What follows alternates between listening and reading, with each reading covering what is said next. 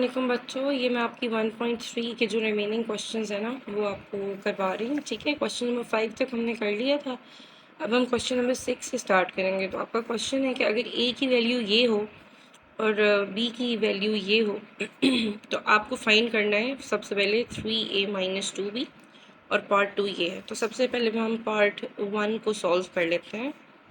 ठीक है, 3a minus 2b, इसमें कुछ भी नहीं करना, सिंपली आपने सबसे पहले इनकी वैल्यूज़ पुट करनी है। a की वैल्यू है 1, 3, -2 एंड 4।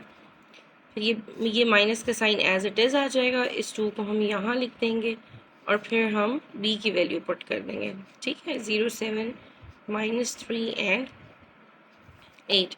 अब हमने क्या करना है, इनको सिंपली अंदर मल्टीप्लाई करना है क्योंकि ये मैट्रिक्स के बाहर है, इट मीन्स कि ये मल्टीप्लाई हो रहा है इनके साथ। तो 3 1 ज़ा 3, 3 2 ज़ा 6 और माइनस का साइन प्लस और माइनस माइनस रहेगा। 3 3 ज़ा 9 और 3 4 ज़ा 12। ठीक है, ये माइनस का साइन एज इट इज़ आ जाएगा। अब हम 2 को मल्टीप्लाई करेंगे। 2 0 ज़ा 0, क्योंकि 0 के साथ जो भी मल्टीप्लाई होती है चीज़ या नंबर वो 0 हो जाता है। फिर 2 7 ज़ा 14, 2 3 ज़ा 6। अब यहाँ भी माइनस का साइन है और यहाँ भी इनफैक्ट इस माइनस के साइन को भी हम सॉल्व नहीं करते। ठीक है, इसको हम बाद में कर लेंगे। 2 3 ज़ा 6 और ये माइनस का साइन एज इट इज़ यहाँ नीचे आ जाएगा। एंड देन 2 8 ज़ा 16। ठीक है, अब मैंने कुछ भी नहीं किया, मैंने सिंपली 3 को इधर मल्टीप्लाई किए सब नंबर्स के साथ और 2 को अंदर मल्टीप्लाई किए इन सब नंबर्स के साथ। ठीक है, और अब हम इन दोनों को देखिए, ये दोनों मैट्रिक्स आपस में क्या हो रहे हैं, माइनस हो रहे हैं। तो हम इनको आपस में माइनस करेंगे। ये तंग हो जाएगा, इसको दोबारा लिख लेते हैं। 3 -0 -6 और -14। ये माइनस का 6 एज इट इज़ मैंने लिखा है और ये माइनस का साइन यहाँ आया है और ये 14 मैंने यहाँ लिख दिया। इसी तरह 9, फिर ये माइनस का साइन और फिर ब्रैकेट 9 माइनस और माइनस का 6, फिर उसके बाद 12 और -16। अब देखिए 3 में से 0 गए तो ये आ जाएगा 3 माइनस और माइनस। अब चूंकि ये दोनों आपस में सब्ट्रैक्ट हो रहे हैं तो इनको हम करेंगे ऐड, लेकिन साइन माइनस करेगा। तो 14 और 6 ये हो जाएगा माइनस का 20 और ये प्लस और माइनस सॉरी माइनस और माइनस प्लस हो जाएगा। तो 9 और 6 एक्चुअल में ऐड होंगे। 9 + 6 करें तो ये होता है 15 एंड 12 -16 में से अगर आप 12 को सब्ट्रैक्ट कर देंगे तो रह जाएगा 4 और 16 चूँकि बड़ा है और उसके साथ माइनस का साइन है तो ये आ जाएगा -4। तो ये आपने आंसर फाइंड कर लिया है 3a माइनस 2b का। चलिए अब पार्ट 2 करते हैं। ठीक है, अब पार्ट 2 में आपने क्या करना है कि a 2 multiply by a transpose -3 into B का ट्रांसपोज। तो अब इस क्वेश्चन में हम ऑब्वियसली सबसे पहले तो हम a की वैल्यू पुट करेंगे, लेकिन जो इम्पोर्टेंट बात ये है वो ये कि हमने पहले ट्रांसपोज लेना है क्योंकि 2 जो है वो a के ट्रांसपोज से मल्टीप्लाई हो रहा है, a से मल्टीप्लाई नहीं हो रहा है। ठीक है, ये मैट्रिक्स है। ठीक, अच्छा अब हम सबसे पहले तो वैल्यूज पुट इन कर लेते हैं। ठीक है, बल्कि ए का ट्रांसपोज ले लेते हैं ताकि हम अपनी डायरेक्ट इस इक्वेशन के अंदर वैल्यूज पुट कर लें। तो a is equals to 1 3 -2 and 4। फिर a transpose is equals to 1 3 -2 and 4। पहले आप इसके ऊपर ट्रांसपोज लिखेंगे और उसके बाद आप इसको कन्वर्ट करेंगे। और ट्रांसपोज कैसे लेते हैं कि हम रोज़ को कॉलम्स और कॉलम्स को रोज़ बना देते हैं। तो अभी देखिए 1 और 3 ये कॉलम है, अब मैं 1 तो एज इट इज़ आ जाएगा और 3 जो है यहाँ के बजाय रो का सेकंड कॉलम, यहाँ कॉलम का सेकंड एलिमेंट है, यहाँ जाके रो का सेकंड एलिमेंट बनेगा। फिर -2 चूँकि फर्स्ट एलिमेंट था तो अब यहाँ भी फर्स्ट एलिमेंट बनेगा एंड देन 4। ये हमारा a का ट्रांसपोज आ गया। ठीक हो गया, अब हम b का ट्रांसपोज फाइंड आउट कर लेते हैं। b की वैल्यू है 0 7 -3 एंड 8। अगेन पहले हम ट्रांसपोज का साइन लेंगे कि अभी हमने ट्रांसपोज इसका लेना है, लेकिन जब हम ले लेंगे तो फिर हमें लिखने की ज़रूरत नहीं है। ठीक है, 0 -3 और 7 एंड देन 8। ये आपका ए का ट्रांसपोज और ये आपका बी का transpose.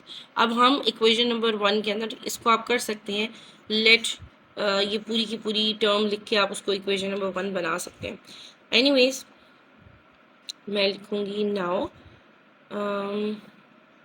2a transpose minus 3b transpose. ठीक है, यहाँ मैं लिख दूँगी पुटिंग वैल्यूज़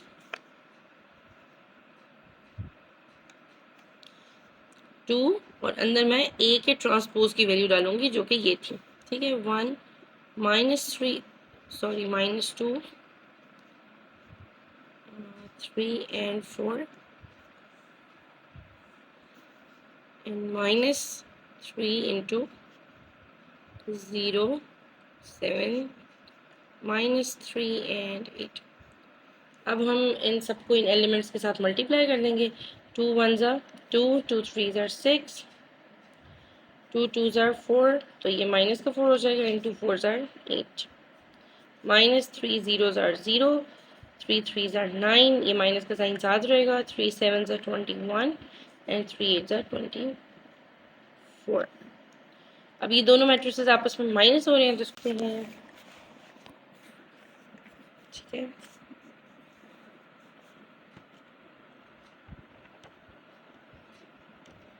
टू -0 -4 -21, ये कैसे हुआ है? ये हमारे इधर a की जो वैल्यू है यहाँ पे -4 थी, ये माइनस का साइन एज इट इज आएगा और ये 21 जो है मैंने यहाँ -21 कर दिया। ठीक है, अच्छा उसके बाद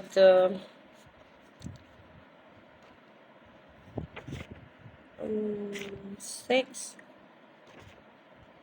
माइनस और आगे ब्रैकेट में -9 आ जाएगा, क्योंकि वहाँ जो एलिमेंट है वो -9 है तो इस वाले माइनस को मैं बाहर लिख लूँगी। And then 8 -24।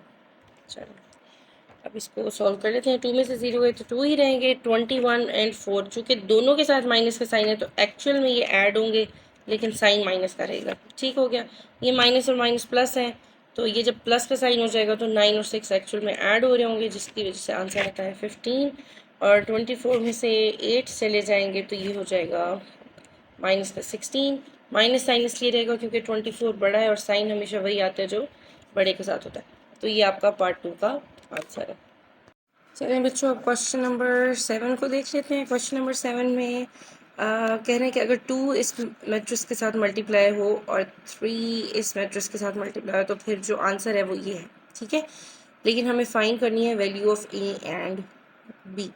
तो अगेन सबसे पहले हम क्या करेंगे कि 2 को मल्टीप्लाई कर देंगे इन तमाम एंट्रीज़ के साथ, 3 को मल्टीप्लाई करेंगे इन तमाम एंट्रीज़ के साथ, और फाइनली जो आंसर होगा उन दोनों मैट्रिसेस को आपस में ऐड कर लेंगे। ठीक है, तो चलिए स्टार्ट करते हैं। बिस्मिल्लाहिर्रहमानिर्रहीम। 2 और इंटू 2 4 -3 एंड a।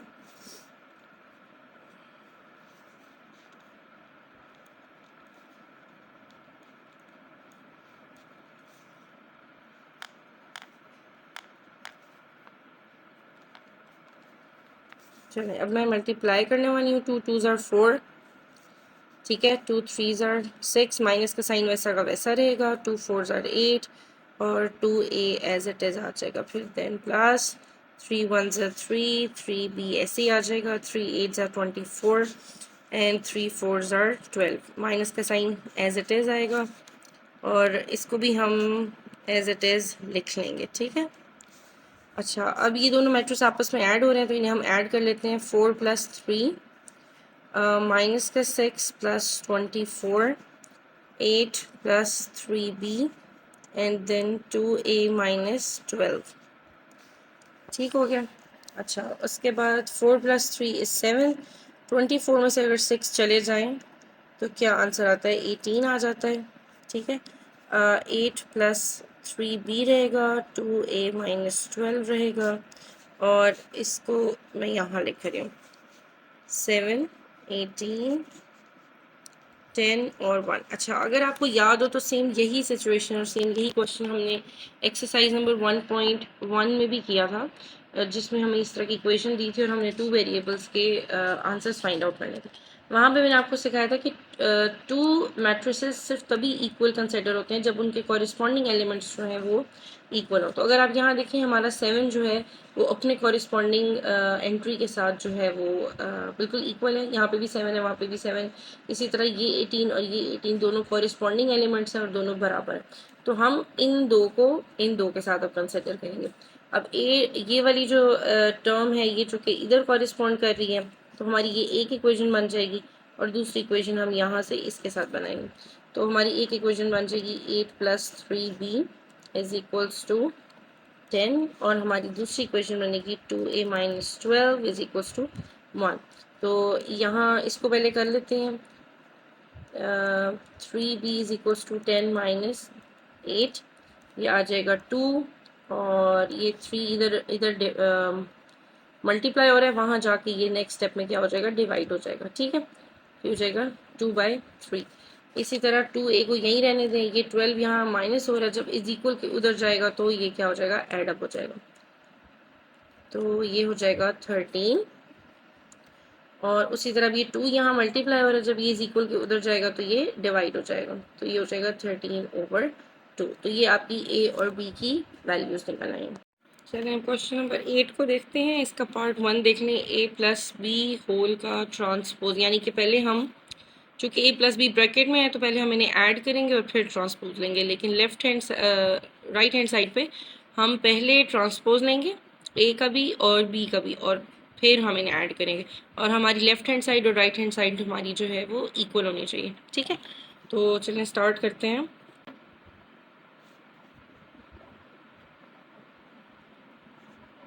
1 0 2 1। ठीक है, ये ब्रैकेट आ गया। a है प्लस b की वैल्यू मैं प्लेस कर रही हूँ। b is 1 1 2 and 0। ठीक है, और इनका हमने फिर लेना है ट्रांसपोज। तो हम सबसे पहले ये ऐड कर लेते हैं। ऐड हम करेंगे तो ये आ जाएगा 1 + 1 2 + 1 0 + 0 + 2 एंड देन 1 + 0। इसका हमने फिर ट्रांसपोज लेना है। ये आंसर आ जाएगा 1 + 1 इज़ 2 2 + 1 इज़ 3, ये 2 और ये 1। और ट्रांसपोज का साइन वैसा का वैसा रहेगा क्योंकि अभी तक हमने ट्रांसपोज लिया नहीं है। और ट्रांसपोज क्या है कि रोज़ को कॉलम और कॉलम को रोज़ बना देते हैं। तो ये हमारा आंसर आ जाएगा जी 2 वैसा का वैसा रहेगा क्योंकि फर्स्ट एलिमेंट है, ये 2 वहाँ चला जाएगा, 3 नीचे आके फर्स्ट एलिमेंट बनेगा और फिर 1। तो ये हमारी है जी लेफ्ट हैंड साइड। अब हम राइट हैंड साइड की तरफ चलते हैं।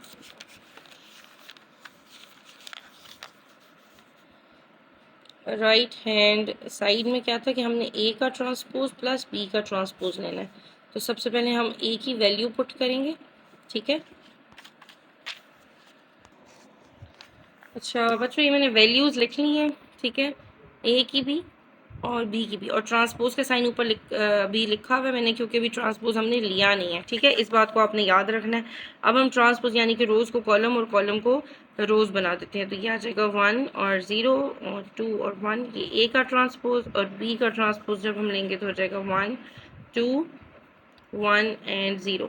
अब हमारी देखिए इक्वेशन में क्या है कि ए का ट्रांसपोज प्लस बी का ट्रांसपोज। तो अब हम ए का ट्रांसपोज प्लस बी का ट्रांसपोज इज इक्वल्स टू, हम ए का जो ट्रांसपोज लिया उसको लिख देते हैं 1 0 2 1 और प्लस हम कर लेते हैं 1 2 1 0। अब हम इन्हें ऐड अप करते हैं। 1 + 1 इज इक्वल्स टू, ओके एक एक स्टेप हमने करना है। 1 + 1 0 + 2 2 + 1 एंड देन 1 + 0। ठीक है, तो ये जाएगा 1 + 1 इज़ 2 2 + 0 2 रहेगा, 2 + 1 इज़ 3 एंड 1 + 0 इज़ 1। ये हमारी निकल आई है राइट हैंड साइड। अब चेक करते हैं कि क्या दोनों आंसर्स हमारे सेम हैं।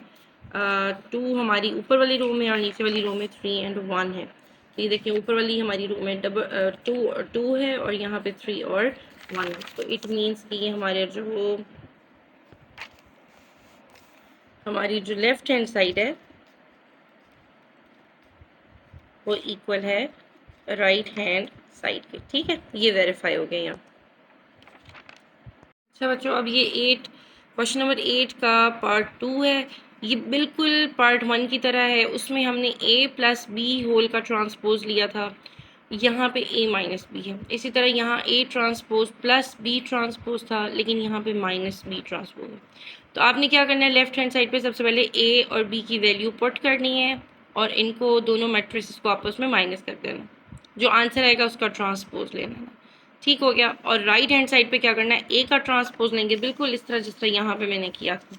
ठीक है, सबसे पहले आप ए का ट्रांसपोज लेंगे यहाँ पे जो लिखा हुआ, फिर आप बी का ट्रांसपोज लेंगे इस तरीके से, और ये इनफैक्ट वैल्यू सेम ही निकलेंगी क्योंकि ए और बी की वैल्यू सेम है। बस फ़र्क ये है कि यहाँ पे मैंने ऐड किया है, तो आपने क्या करना है कि इनको आपस में माइनस कर देना, ऐड नहीं करना, माइनस करना है। ठीक है।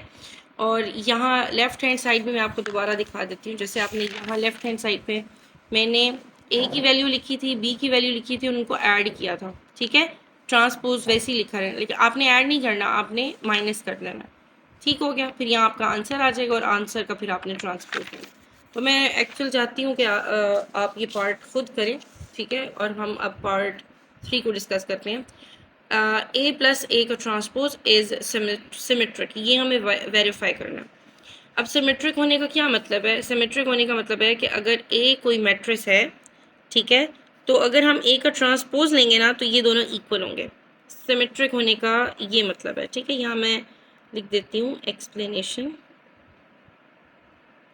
एक्सप्लेनेशन या कॉन्सेप्ट। ठीक है, मैं लिख देती हूँ।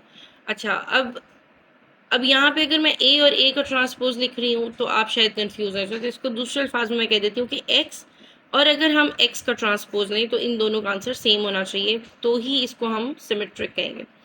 अब एक्स क्या है कि ऐसे समझिए कि एक्स की वैल्यू हमारे पास अब ये है। ठीक हो गया। तो अगर मैं यहाँ पे एक्स की वैल्यू पुट करती हूँ, यानी कि ए प्लस ए का ट्रांसपोज, तो अब एक्स का जो ट्रांसपोज होगा, यानी कि इस पूरी की पूरी वैल्यू का जो ट्रांसपोज होगा वो बराबर होना चाहिए। ठीक है, ठीक है। तो अब आप ऐसे समझे कि सिंपली मैंने इस इक्वेशन में वैल्यूज पुट करती हैं, तो ए प्लस ए का ट्रांसपोज। तो अब जब हम इसको सॉल्व कर लेंगे ए प्लस ए का ट्रांसपोज, तो हमने अपने आंसर का दोबारा से ट्रांसपोज लेना है। ठीक है, क्योंकि ए प्लस ए का ट्रांसपोज तो एक्स है, एक्स की वैल्यू है ना, ए प्लस ए का ट्रांसपोज, ये हमें एक्स की वैल्यू मिली हुई है। तो जो भी हमारा आंसर आएगा हम उसका दोबारा ट्रांसपोज लेंगे, और अगर ये आंसर्स दोनों सेम हुए तो ही हमारी जो इक्वेशन है उसको हम सिमेट्रिक कंसिडर करेंगे। तो अभी स्टार्ट करते हैं, इंशाल्लाह आपको समझ आ जाएगा। सबसे पहले मैं यहाँ पर ए प्लस ए का ट्रांसपोज लिख रही हूँ, और यहाँ पे सिंपली मैं ए का ट्रांसपोज पहले ले लेते हैं हम, क्योंकि हमने यहाँ पे इसकी वैल्यू प्लेस इन करनी है। ठीक है, तो यहाँ पे मैं क्या करूँगी, मैं ए की वैल्यू पुट कर दूँगी, 1 2 0 0 1। ठीक है, तो हमारे पास ट्रांसपोज क्या आ जाएगा, 1 0 2 एंड 1, ये हमारे पास इसका ट्रांसपोज आ जाएगा। तो अब ए प्लस ए का ट्रांसपोज मैं इसकी वैल्यू पुट कर देती हूँ यहाँ, ए प्लस ए का ट्रांसपोज। ठीक है, इसको यहाँ से कट कर देते हैं। तो ए की वैल्यू क्या है, 1 2 0 एंड 1, और हमने ए का जो ट्रांसपोज लिया है उसकी वैल्यू हम डाल देंगे 1 0 2 एंड 1। इनको अब हम ऐड करते हैं। ठीक है, 1 plus 1 2 plus 0 0 plus 2 and 1 plus 1। तो 1 प्लस 1 क्या है, ये हो जाएगा 2, 2 प्लस 0 इज़ 2, 2 प्लस 0 2, और 1 प्लस 1 इज़ 2। अब ये हमने ए प्लस ए का ट्रांसपोज सॉल्व कर लिया, लेकिन अगर हमने इसको सिमेट्रिक प्रूव करना है कि ये सिमेट्रिक है कि नहीं, तो हमने अपने इस आंसर का दोबारा से ट्रांसपोज लेना है। ठीक है, तो अब हम सिंपली, मैं आपको बता देती हूँ यहाँ पे क्या करेंगे, ए प्लस ए का ट्रांसपोज, ये जो हमने सॉल्व किया है, और इसको हम दोबारा से ऊपर ट्रांसपोज ले लेंगे। इसी तरह हम 2 2 2 और 2 को लिख के इसका ट्रांसपोज का साइन ऊपर बनाएंगे। अब अगर आप देखें, चूंकि चारों नंबर सेम है, तो अगर हम इसको रो को कॉलम और कॉलम को रो बनाए तो ये सेम रहेगा। ठीक है, आंसर का आपने दोबारा से ट्रांसपोज लेना है, और चूंकि हमारा आंसर ए प्लस ए का ट्रांसपोज, ये हम सॉल्व कर रहे थे ना ऊपर से लेके, मतलब यहाँ यहाँ यहाँ ए प्लस ए का ट्रांसपोज, तो चूँकि हमारा a प्लस a का ट्रांसपोज और फिर उसका ट्रांसपोज हमारा सेम है, तो हेंस प्रूव्ड कि इट इज़ सिमेट्रिक। तो इसको हम लिखेंगे ऐसे, सिंस a प्लस a का transpose is equals to a plus a का transpose whole transpose, hence proved to be symmetric। ठीक है, इतना मुश्किल नहीं है, इसकी आपकी डेफिनेशंस भी बुक में लिखी हुई हैं कि सिमेट्रिक क्या होता है। सिंपल सी बात है कि आपको जो भी चीज़ सॉल्व करने के लिए यहाँ दी जाए और कहा जाए सिमेट्रिक प्रूव करें, तो आपने सबसे पहले इस इक्वेशन को सॉल्व करना है। आपका जो आंसर आएगा आपने उसका ट्रांसपोज ले लेना। जो भी आपको यहाँ सॉल्व करने के लिए इक्वेशन दी जाए आपने उसको सॉल्व करना है, और जो आपका आंसर आएगा आपने उसका दोबारा से ट्रांसपोज ले लेना है, बस यही बात है इसमें। अच्छा, अब हमारे पास जो नेक्स्ट पार्ट है उसमें हमने क्या करना है, ये पार्ट 3 था, तो अब पार्ट 4 जो है उसमें हमने स्क्यू सिमेट्रिक प्रूव करना है। ठीक है, मैं क्वेश्चन लिख लेती हूँ, वीडियो पॉज कर रही हूँ, फिर आपके साथ बात करती हूँ।